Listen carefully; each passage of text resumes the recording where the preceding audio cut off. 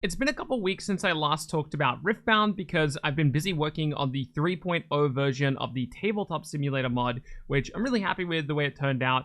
There's still a handful of bugs that need to be sorted out, but there's definitely a more like in-person feel to Tabletop Simulator that there wasn't before. People would regularly complain about the way that the game would automatically position cards for you, and the new version of Tabletop Simulator accounts for that. Anyway, all of that is to say I've been too busy to do my own content because I was busy working on that. But now that that's complete, I can finally get back to talking about Riftbound. And it couldn't come at a better time. We just got a massive new dump of cards while Riot was on vacation nonetheless, and I got to play Riftbound for the first time in person, which was incredibly exciting. The main focus of this video is how much Riftbound has changed in the last like 48 hours. Oh, I guess it's been a little bit longer now by the time you've seen this video, but Riftbound was a completely different game a few days ago. I mean, I went to my event on Sunday, well, my Monday, but for the rest of the world, it was Sunday. And while I was at that event, we talked a lot about the Riftbound fledgling meta that exists, and we were talking about how fast the game is. The game is extremely fast, but I think just the last few days of card reveals have changed the game so much, it's completely shifted it on its head. Now, I think tier lists are relatively useless at this stage in the game, right? The game's constantly changing all the time.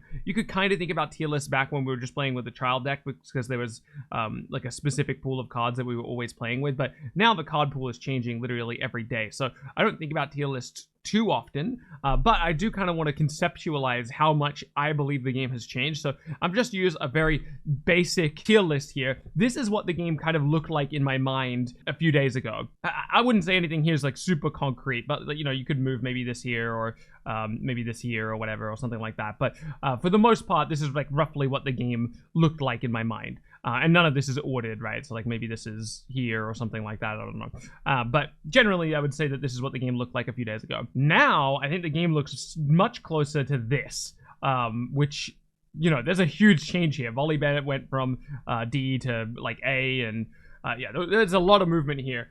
Lee Sin could probably go up. Maybe it looks like something like this. Like, this is very not concrete. This is just like very like napkin math. But it just kind of wanted to illustrate just how much the game has changed. You know, Jinx went down quite a bit in my mind as well. And for the rest of this video, I just kind of want to go over the cards that were revealed that made this dramatic change. First of all, we got all of the Proving Grounds cards revealed. For those unfamiliar, Proving Grounds is like a beginner set. Basically, the idea is it's a bunch of trial decks all kind of mushed together in one single product that you can purchase to be able to play with friends and family and teach them the game.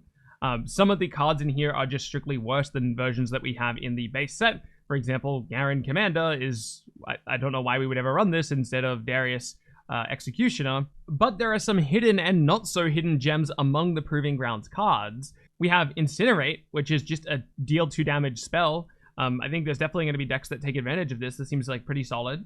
There's Flash, which enables a ton of combos for Yasuo decks. I think you're going to want a copy of Proving Grounds if you're going to be playing Yasuo, because you're going to want access to 3 flashes. Gentleman's Duel is going to be better than Challenge in some decks. Volibear is probably always going to run Challenge over Gentleman's Duel, but for decks that have a lower curve, Gentleman's Duel gives you access to base removal and lets you trade up where otherwise you wouldn't be able to. So it kind of just reads like kill a unit in enemy base sometimes. And on top of that, you're getting the +3 for the entire turn. So you could Gentleman's Duel something and then trade up with their base and then trade up with something on their battlefield as well. So yeah, very, very flexible card. It's definitely significantly more expensive than say something like Challenge, but if you value +3 at say 2 energy, it's probably an argument that's like 2.5 energy or whatever, and you value Challenge at 2 energy and 1 power. Gentleman's Challenge is only like +1 or +half an energy on top of those 2 cards being combined into one. So doing the math, Gentleman's Duel is actually pretty energy on curve.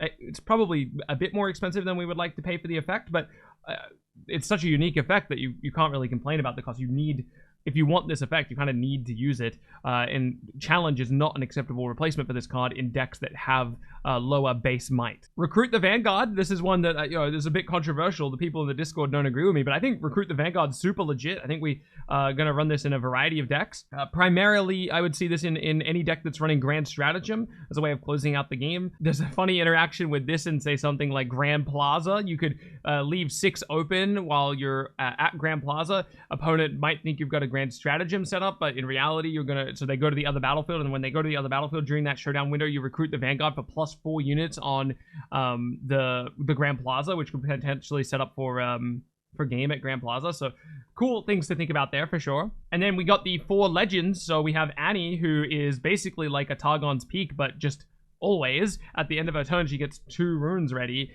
This is not the most compelling color combination for this effect, but it's hard for an effect like this to not be good at some point in the future. The rest of the red purple cards don't really scream out to me a deck that I want to be doing this with. In a lot of cases it just kind of feels like I would rather be doing Kai'Sa stuff with the red card, but this is definitely like a legend to keep an eye on in the future. She has a signature unit, the very first ever signature unit, deal 3 at all battlefields.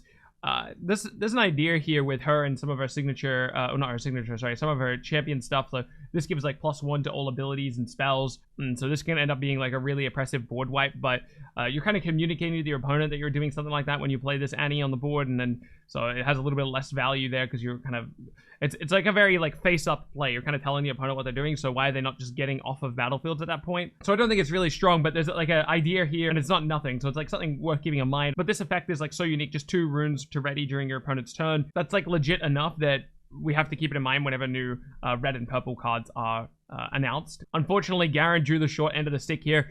This will probably go down in history as the worst legend effect in Riftbound. I mean, this is a very, very difficult effect to achieve for draw 2, and you're putting all of your units in danger to do it. It's just, yeah, I mean, there's so much wrong with this effect. And his signature spell is just a kind of like a mini Grand Stratagem, which isn't nothing. I actually think if this wasn't a signature spell, it would see play. But unfortunately, it's just in the context of, in order to run this card, we have to run Garen, which probably means we're never running this card. I haven't experimented too much with Lux, which is a shame because I'm such a big Lux fan. In fact, a playmat that I have coming in for webcam games is a Lux playmat because of how much I love Lux. But my instinct here is that Lux is gonna not have enough juice right now to really be like a top meta player. Maybe she'll fall somewhere in there, like, you know, middle tier or maybe a little lower.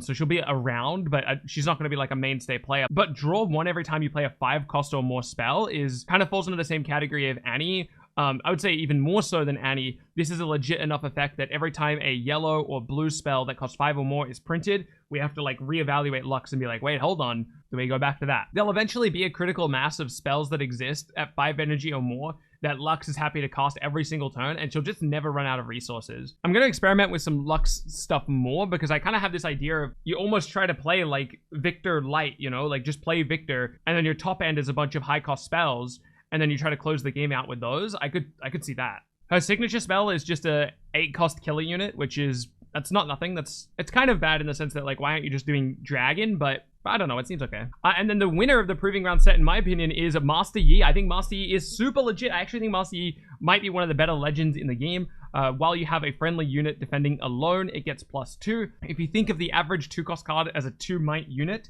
Master Yi is basically saying my average unit is twice as good as yours, or your average 2-cost unit is twice as good as yours. I've actually got a whole deck list that I love so much, so I'm just gonna quickly bring it. So here's my deck list. This battlefield shouldn't be this battlefield. It should be fortified defense. I'm just running this because I needed to put a battlefield in here to be able to save the deck. But yeah, I'm super in love with this deck. Basically, the idea is that you play your low-cost cards, you get them to battlefields, and then you, for the rest of the game, you just say, all right, I unready my runes. I ready my runes, and I pass. And then you just play during the opponent's turn with effects like Primal Strength and Wind Wall, and you just hold out, protect the castle style gameplay. And it's really, really fun.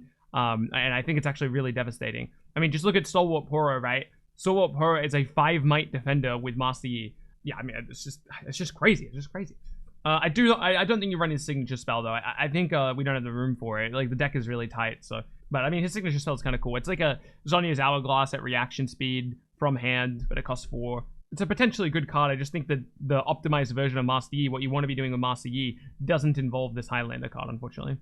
They revealed a bunch of these Poros. We just kind of went over one of them with the Stalwart Poro in my Master Yi deck. But basically, these are all just like 2 energy, 2 might cards with some extra bonus. Fury probably got the short end of the stick here with Deflect. The other ones seem a little bit better. I'm hoping that we also have one for the other colors that didn't get one. We also got a bunch of like vanilla cards that are just like 5 energy, 5 might, this type of thing. Like no tech style cards. Yeah, here's another one, 7 energy, 8 might. This guy's been seeing play. A lot of people are trying this guy out. I don't know if I love this. It's like just tank when you play me, draw 1. I mean, I'm sure there's going to be decks that want it. It's just, I'm not like super excited to build around it or anything like that. 5 energy, kill a guy seems good to me. So Lux probably likes this, I guess. But like, it's so much good removal was just added to the game. Like Singularity, deal 6 to up to 2 units. It's just like kill 2 units. It's so good. This doesn't target battlefield either. So you can hit base with this. It's just, oh my God, it's just so nice. It's not even like select the location and deal 6 to 2 units. So like they can't play around this by like not stacking up their units or something like this. You can deal 6 to one of their units in base and then deal 6 to one of theirs at battlefield. It's like, this is just such a good removal tool. We got Flurry of Blades, a new combo for oh my gosh, why can't I think? For Volibear, you could like play this and then push them with Volibear for 100% board clear. We got a bunch of dragon stuff. Not a bunch of dragon stuff, actually, very few. But the main reason this is so exciting, well, there was a whole conversation about this card and whether he gained permanent might or not, because this is not say until end of turn. But apparently this is like a misprint or a miscommunication or something, because this is not a permanent gain, even though it doesn't say until end of turn like the other non-permanent effects. But honestly, the big thing about this card, in my opinion, is that it's a thing that Volibear can do without spending runes or without spending power. Volibear now has a significant critical mass of units that have 5 might or more, but do not cost a power. So he can develop them and start, quote-unquote, ramping, including this Mountain Drake card, by the way. This Mountain Drake card is no joke. You look at 9-10 and you're like, okay, whatever. It's a 9-10 vanilla, no text, but 9-10 is so legit. 10 goes over the top of, like, everything in the game. Nothing is beating 10 on its own, and it's board clearing a lot of board states. And we can play this card for free with another card we're going to talk about here shortly. And this card can be reduced by Herald of Scales. Like, this card is legit. Where's Herald of Scales at? Herald of Scales reduces dragons by 2.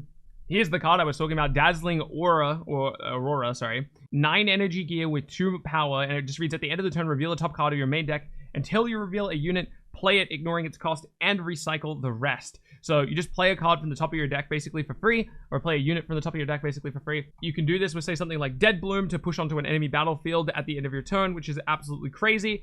You can do it with things like Snapvine to hurt enemy units. You do want to be careful when you're building this deck that you're not stacking up a bunch of things that cost a ton of power, because the idea here is that we need to be able to get to 9. So if we use a Dead Bloom Predator or we use a Carnivorous Snapvine, we need to make sure that that's not preventing us getting to our Dazzling Aura, because we really want to be rushing to this. And this Dazzling Aura card has completely contextually changed how I think you want to build Volibear. Catalyst and Aeons and Mobilize were totally like, these cards did not feel worth it at all to build around before, but now that we're rushing to this Dazzling Aurora card, I totally think you run 3 of both of these. You just need to rush to this card. This card is crazy, and then we don't care about these breaking up our hand later, like Mobilizing Catalyst of Aeons, because once we've cast them both and we've cast Dazzling Aura is going to start recycling all of these dead cards to the bottom of their deck, because they're not units. So every single time we draw a card, or sorry, we reveal a card with Dazzling Aura, if that card isn't a unit, it's just going to end up getting recycled after we find the unit. So like pseudo thinning our deck,